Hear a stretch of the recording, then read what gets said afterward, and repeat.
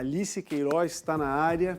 Que situação enrolada do Figueira, hein? Nem fala, Polito. Boa tarde para a galera que nos acompanha. É triste estar aqui tendo que debater um possível rebaixamento do Clube Alvinegro, né? Impensável. Não, é o que inadmissível, digamos assim, né? Muitos protestos da torcida, uma atuação ruim de novo e mais um empate para o Figueirense. Situação ficando cada vez mais apertada para a equipe que segue na zona de rebaixamento. O contraste entre uma recepção calorosa e uma despedida hostil. Vidros quebrados, policiamento e os rastros de uma noite cheia de frustração.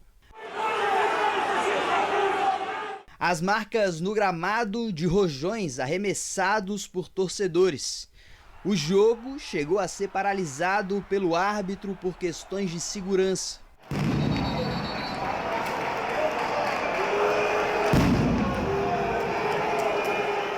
Antes de tudo isso, acredite se quiser, a esperança dava o tom. Temos que ganhar hoje. Vamos fazer todos os esforços.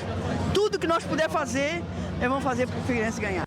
Acreditar, para quem sabe virar a página. A manchete do jornal era cruel, mas certeira. Não tem mais escapatória, ou ganha hoje ou dança, né? O Figueira veio para o jogo pressionado pela zona do rebaixamento.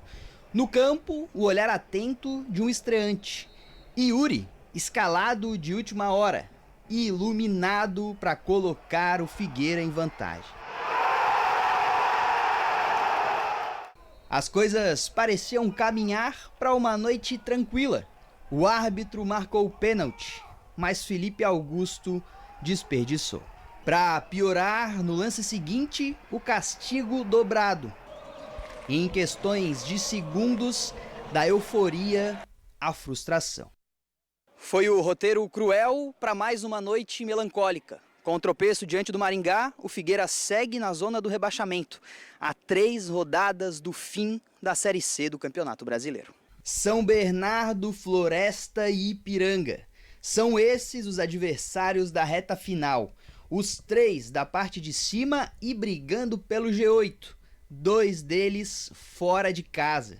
O tropeço no Orlando Scarpelli custou o emprego do técnico Pintado, demitido após 13 jogos no comando da equipe. O fim da linha para uns e de fio de esperança para outros. A situação tá complicada no Alvinegro, mais uma atuação abaixo do esperado.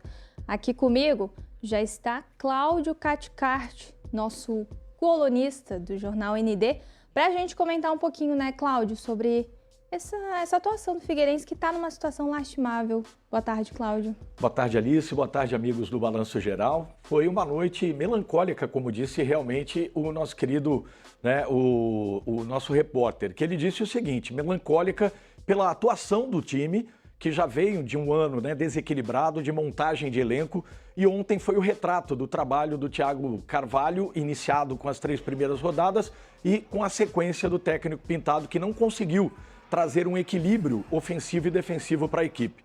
O jogo, para os colegas de casa ter aí uma noção, foi tão aberto, né, e de um time tão espaçado no meio de campo, dando tantos espaços, que o Figueirense poderia ter vencido como poderia ter perdido. Agora a fase está tão ruim, viu, Alice, que a equipe do Figueirense poderia ter ido para o intervalo num 2-0, teve um pênalti e a fase está tão complicada, com pressão, né, e que acabou não conseguindo fazer esse lastro de vitória. E aí o segundo tempo foi muita desorganização e um time que não conseguiu vencer. Cláudio, como tu bem destacou na tua coluna, né, velhos erros antigos, erros de passe, pênalti perdido numa situação que não era jamais para correr o risco de perder, gol tomado, enfim. Vamos dar uma analisada na tabela de classificação para entender um pouquinho a situação do Figueirense conforme os pontos, né? O Figueirense que segue na zona de rebaixamento, portanto, o alerta mais do que ligado, está na segunda parte da tabela da Série C, que é a 17ª posição com 17 pontos. Somou apenas um ponto, tem 3 confrontos agora para a reta final da Série C e 3 confrontos de peso, né, Cláudio? Que acende ainda mais o alerta para a equipe alvinegra. Pois é, o torcedor alvinegro, né, que viu 16 rodadas e só 3 vitórias, agora são 3 jogos para pelo menos 2 vitórias. O Figueirense tem 17 pontos. Para escapar do rebaixamento, teria que chegar a pelo menos 23, então 2 vitórias.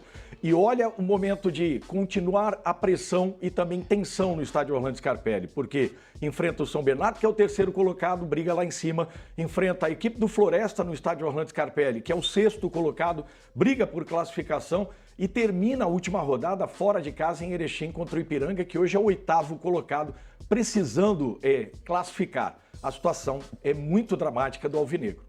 E, Cláudio, como se não bastasse toda essa situação, todos esses cálculos matemáticos agora para uma reta final, para um possível rebaixamento, ainda tem o debate do técnico, né? O Pintado deixou o comando do alvinegro, agora o clube está no mercado aí analisando. Temos já algumas opções no radar? Sim, os bastidores estão agitados, viu, Alice? Não tenha dúvida, porque quem é que vai assumir 3 jogos, né, numa campanha que é um retrato de itinerário para ir para a Série D do Campeonato Brasileiro? Elenco mal montado, trocas de treinadores em timing, né, no tempo errado. E agora, quem é que vai assumir essa bronca? A gente tem algumas opções, né, que a gente vai colocar aqui, o pessoal vai colocar na tela e a gente vai poder debater, né, a respeito de quem pode salvar o Furacão da Série D do Campeonato Brasileiro. Primeiro, o Vaguinho Dias, né, que é o treinador do Marcílio Dias, e o que o Figueirense precisa é de um treinador sanguíneo. Você até vê a imagem colocada, né, um treinador que sacode vestiário, e só que não é uma opção possível dentro de bastidores. O que a gente apurou é que o Vaguinho Dias não foi liberado pela equipe do Marcílio Dias, então o Figueirense não vai prosseguir nessa negociação. O próximo nome que a gente vai analisar aqui dentro dessa situação é o Emerson Maria, que terminou a Série D com o Joinville. Agora, o que emperra o nome dele dentro do estádio Orlando Scarpelli é, além de ele não ter conseguido êxito no Joinville, tem aquela situação de 2019, quem lembra, teve o WO na sequência, né? O Emerson Maria não deu prosseguimento ao seu trabalho e muita gente tem esse rancor, não só de torcedores como de diretores na parte interna. Ele não foi procurado ainda, mas nenhum nome está descartado como a gente analisou, né? Mais um nome aqui na tela é do técnico Fernando Marchiori, tá a foto dele aqui na Portuguesa de Desportos. Ele está no Primavera, foi eliminado na Série D do Campeonato Brasileiro, mas na Copa Paulista, que é a Copa Santa Catarina, que dá vaga para a Copa do Brasil, lá no interior de São Paulo, ele está na semifinal. Não vem, o Figueirense o procurou, mas ele negou esse convite em razão de estar em fase final lá na Copa Paulista. E o último nome que a gente vai analisar aqui, já conhecido do torcedor alvinegro, né, foi campeão estadual em 2015, a última participação dele no Scarpelli foi em 2016 e está dentro desse perfil, né, sanguíneo de sacudir o vestiário. Ele ainda não foi procurado pela equipe do Figueirense, os bastidores, né, a gente apurou essa situação, mas não está descartada a possibilidade do técnico Argel Fux. Ele teria, viu, Alice, esse perfil que o Figueirense precisa para sacudir o vestiário, para modificar a situação atual. Então, se fosse para chutar aí um nome, seria o Argel. Exatamente. Para mim, o nome que mais se encaixaria deveria ser do Vaguinho Dias. Como o Marcílio Dias não liberou, eu acho que a situação agora é do Figueirense trazer o Argel. É um treinador que conhece o clube, conhece a história e, inclusive, trabalhou com alguns jogadores. A gente colheu essa informação, seria um nome principal, vamos dizer assim, para a aposta de escapar dessa Série D.